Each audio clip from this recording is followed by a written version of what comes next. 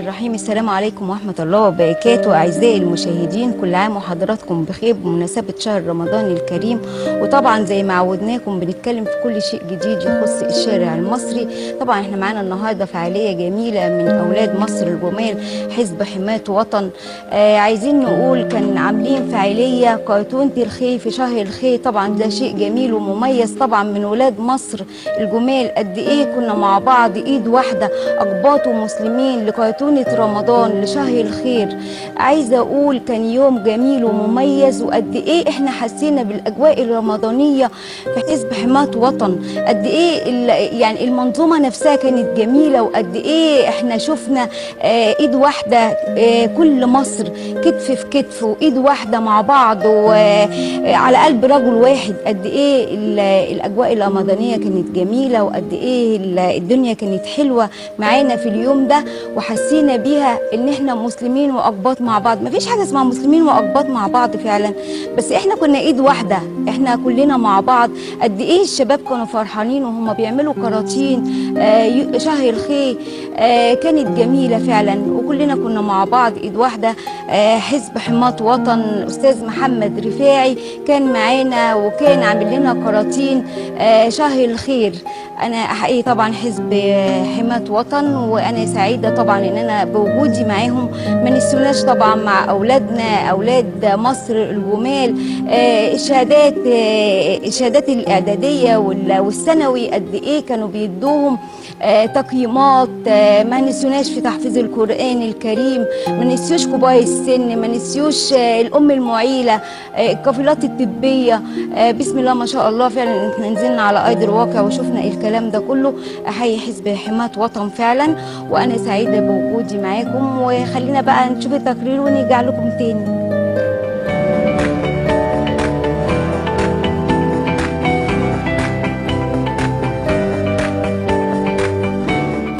تنظيم قطاع غرب ووسط، معانا اسم محمد. اهلا وسهلا بحضرتك. ازي حضرتك؟ كل سنه وحضرتك طيب.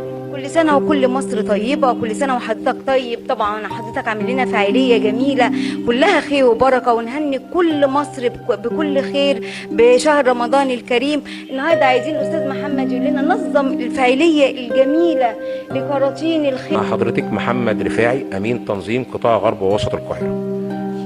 وسهلا بحضرتك يا فندم، كل سنه وحضرتك طيب. طبعا حضرتك عامل فعاليه جميله كرتونه رمضان. بسم الله ما شاء الله. نتمنى كل مصر تكون زي حضرتك طبعا، والخير اللي حضرتك النهارده عامله مقر حزب حماية وطن. النهارده قول لنا بقى الفعاليه الجميله دي حضرتك فكرت فيها ازاي وعملتها لنا ازاي؟ منظومه بننفذ طبعا التوجيهات العليا للحزب، وطبعا تعليمات رئيس الحزب معالي الفريق محمد عباس رئيس الحزب، وقيادات الامانه المركزيه، وتوجيهات وتعليمات معالي اللواء صلاح المعداوي امين عام القاهره، وتوجيهات المهندس محمد جمال امين تنظيم القاهره. بنتم قبل شهر رمضان، بتتم الترتيبات والاجتماعات. مش انا لوحدي طبعا، القطاع فيه امناء نوعيين، وفي طبعا استاذ ايمن مقلد امين عام القطاع اجتمع بينا ورتبنا مع الساده الامناء النوعيين بالقطاع ترتيب للفعاليه دي. والفعاليه دي اسمها فعاليه الخير لشهر الخير، ومش مقتصره على منطقه الظاهر بس. احنا قطاع غرب ووسط. القطاع ده يشمل 11 امانه. النهارده ان شاء الله حضرتك هتشوفي جاي من جميع الامانات الخاضعه اللي تابعه للقطاع الاشخاص اللي هيستلموا الكراتين، وحضرتك هتشوفيهم بنفسك وهتصوري معاهم لو امكن، تحت امر حضرتك. فدي مش شكل منفرد، مش محمد رفاعي اللي عاملها، دي منظومه حزبيه واستكمالا لدورنا المجتمعي اللي بنقدمه اللي بيقدمه الحزب بتاعنا للشعب المصري.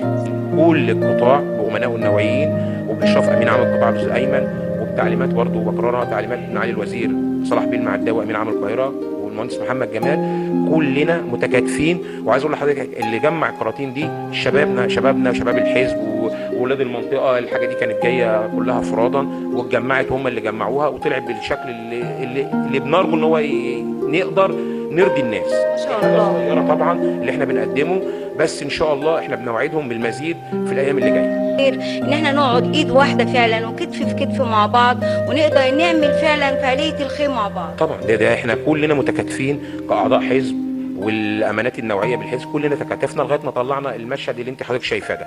وان شاء الله باذن الله هي دي، احنا ما بنعملش كراتين رمضان بس، لا احنا كقطاع بنتواصل مع جميع الامانات بتاعه القطاع في اعمال الخير، وموجودين على طول في رمضان ومولد النبي والعيد الكبير، كل المناسبات بنبقى موجودين فيها سيان الاعياد لينا كمسلمين، والاعياد اخواتنا الاقباط.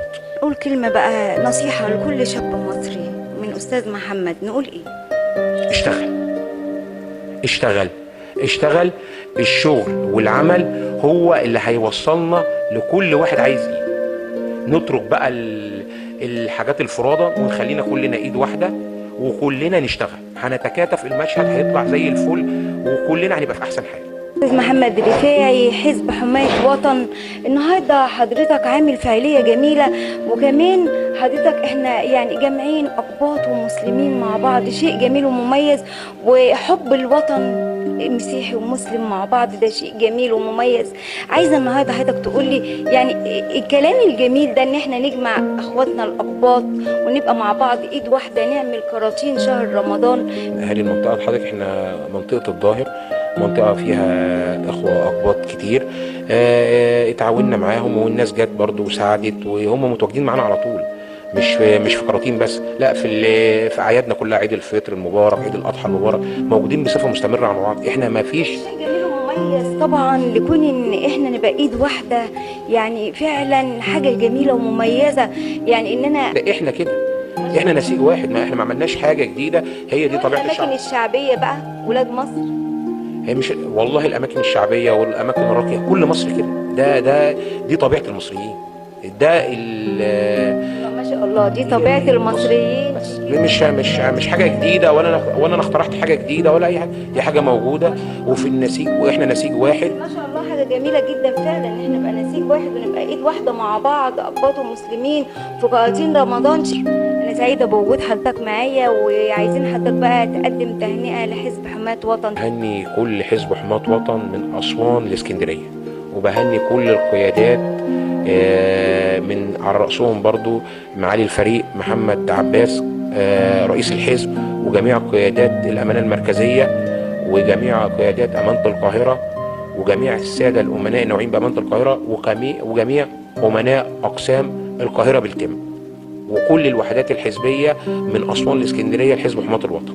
نقول ايه لكل المصريين النهارده منبر استاذ محمد رفاعي، تحب توجه ايه لكل المصريين؟ واحده بس، كل سنه وهم طيبين ورمضان كريم عليهم كلهم. اكد عليها، احنا كلنا ايد واحده، وكل سنه ومصر كلها طيبه. كل سنه وحضرتك طيب وبالف خير، وانا سعيده طبعا بوجودي مع حضرتك. الاستاذ محمد رفاعي عاملها النهارده ده شيء جميل ومميز، وانا سعيده بوجودك معايا وسعيده بوجودي مع حضرتك. وبنشكر كل فريق العمل اللي ساهم معانا في ترتيب الكراتين واعداد الكراتين، وان شاء الله باذن الله تكون فعاليه كويسه وتطلع على للناس على احسن حال. كل سنه وحضراتكم طيبين ورمضان كريم. ان شاء الله كلها 5 دقائق كده هنبتدي ان شاء الله باذن الله، نبتدي الفعاليه في توزيع كرتونه الخير لشهر الخير. اللي انا فعلا حاسس ان هم محتاجين، وانا اقف جنبيهم واساعدهم، شيء جميل ومميز ومشرف لمصر. انا سعيده بوجود حضرتك ونورت الدنيا، وان شاء الله هنتعبك بس معانا شويه عشان تشوفي المشهد على الطبيعه، وكل سنه وحضراتكم طيبين. جميل ومشرف والله فعلا استاذ محمد رفاعي. عارف ان حضرتك تفكر في كل اولاد مصر، ان انا ونحب نقول لكل المصريين كل سنه وانتم طيبين.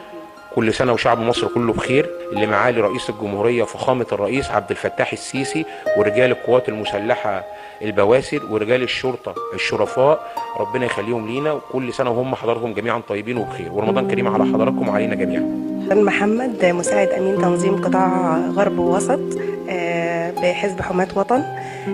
النهارده انا سعيده جدا في يوم الخير وتوزيع كرتونه الخير، وان القطاع يعني قايم بدور كبير بصراحه في يعني باكتر من فعاليه في الفتره الاخيره، وليه تواجد وظهور متميز سواء بقى في اعياد الميلاد المجيده واعياد الشرطه، والحمد لله برضه في رمضان هيبقى ليهم اكتر من تواجد الى جانب كرتونه الخير. هذا الاجواء جميله جدا، اجواء رمضانيه جميله بكل الخير. انت شايفه اليوم النهارده ازاي؟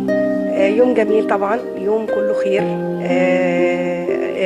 بداية منه يعني بوجود الكرتونة الخير اللي هتتوزع إن شاء الله على النهارده نقول كلمة الأستاذ محمد رفاعي على فعل الخير وكرتونة الخير بتاعت النهارده، نقول له إيه؟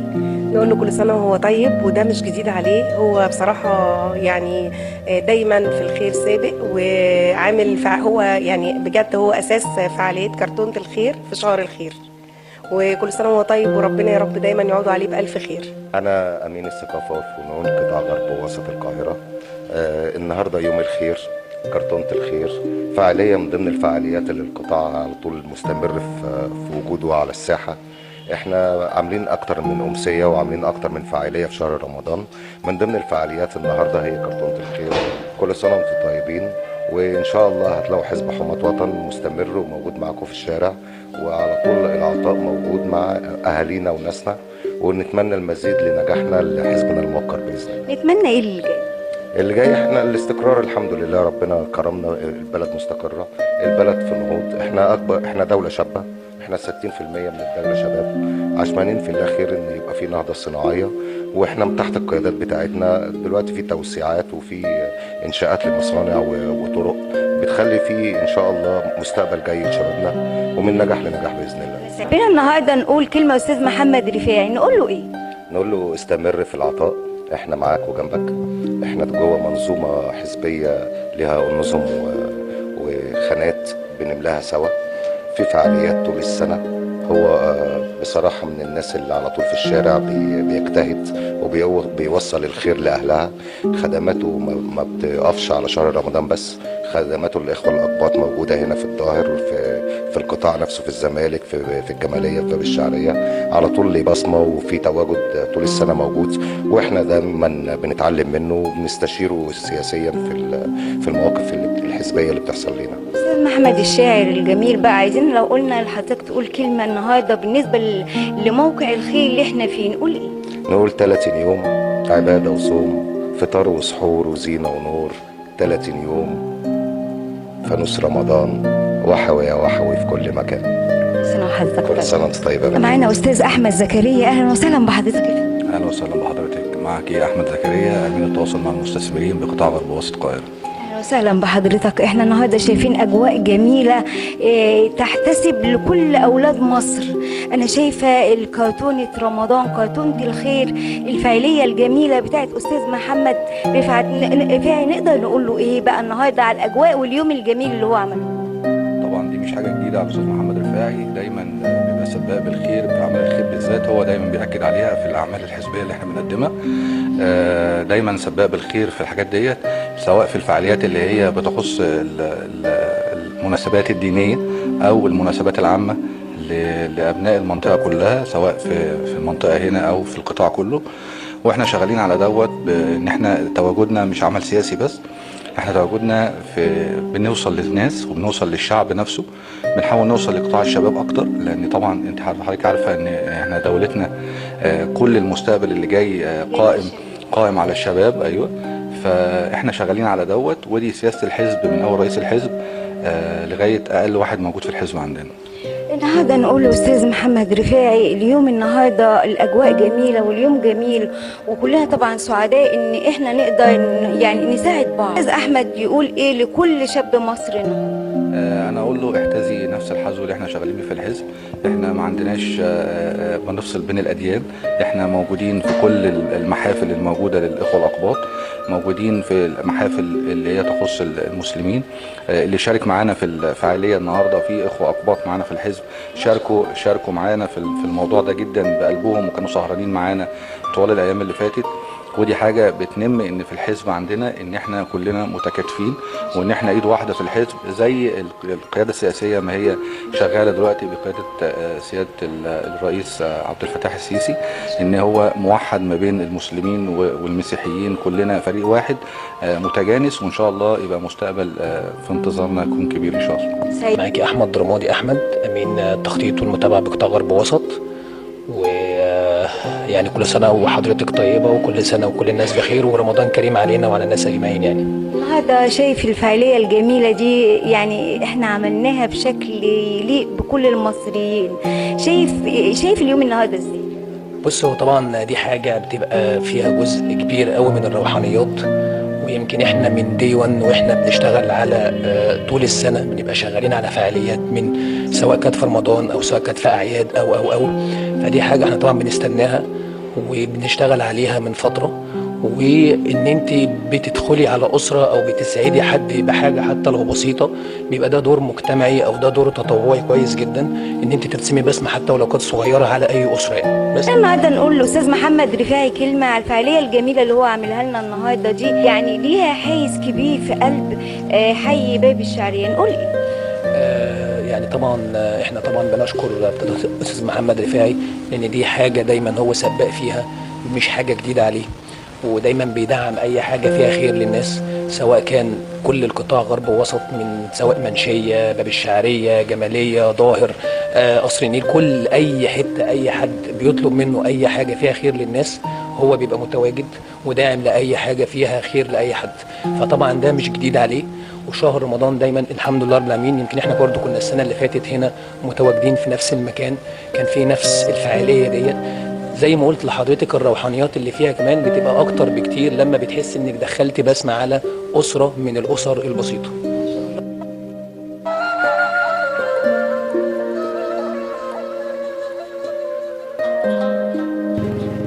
بلدنا امانة في ايدينا، نخليها مدام عايشين، نعيش فيها سنين وسنين واحنا مطمنين. بلدنا أمانة في إيدينا، نعليها مدام عايشين، نعيش فيها سنين وسنين واحنا مطمنين. ما شربتش من نيلها، طب جربت تغنيلها، جربت في عز ما تحزن تمشي في شوارعها وتشكيلها، مشيتش في ضواحيها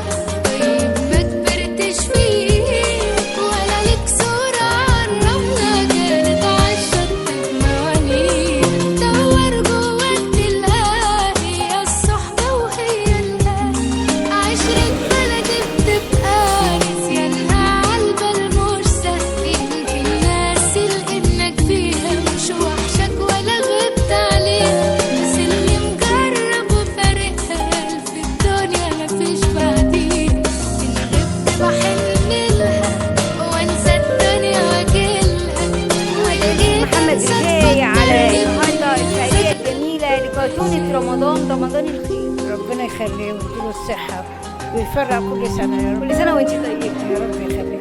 نقول كلمه لاستاذ محمد رفاعي على الفعاليه ويديله الصحة وكل سنة وهو طيب، ويعود عليه بخير يا حبيبتي، ويعود عليكم كلكم بخير، ويجعله كله في ميزان حسناتكم. حبيبتي قولي لي النهارده بقى، احنا فرحانين طبعا ان احنا طبعا فرحانين. امال ايه يا حسن؟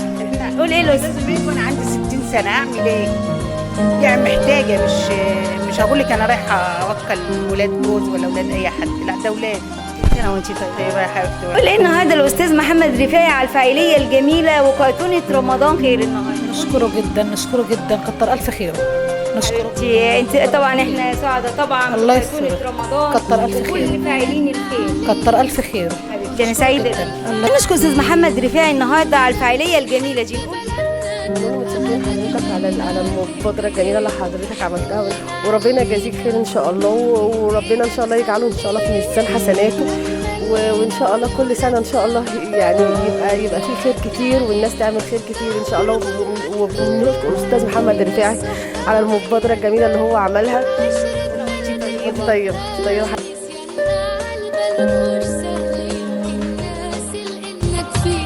مش وحشك ولا غبت عليها، بس اللي مجرب وفارقها ألف الدنيا مفيش بعدين. مشربتش من نيلها، طب جربت تغنيلها، جربت في عز ما تحزن تمشي في شوارعها وتشكيلها. يا بلدنا عليك وهتفضل في عينيك،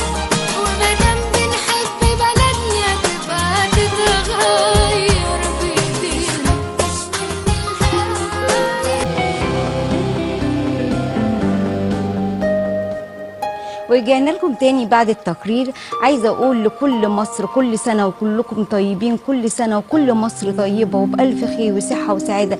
ويا ريت نشوف الطاقه الايجابيه اللي موجوده مع كل المصريين زي ما شفناها مع حزب حماة وطن. طبعا ده شيء كان جميل ومميز. طبعا عايزين نقول قد ايه الناس دي فعلا شغاله على ارض الواقع، واحنا نزلنا وشفناهم شغالين على ارض الواقع. ما نسوش اولادنا في تحفيظ القرآن الكريم، ما نسيوش كبار السن، قافلة طبية، ما نسيوش كبار السن، قافلة طبية، كل أولاد باب الشعرية. أنا بهني حزب حماة وطن أستاذ محمد رفاعي أمين تنظيم غرب وسط القاهرة. طبعا تهنئة طبعا كبيرة لكون إن أنا أفكر في كل إخواتي المصريين المسلمين والأقباط وألمهم ونبقى إيد واحدة ونقعد ونعمل كراتين رمضان. ده شيء جميل ومميز. وعايزه اقول كل سنه وكل حضراتكم طيبين وبالف خير وصحه وسعاده. كان معكم وفاء غنيم على قناه الحدث. شكرا.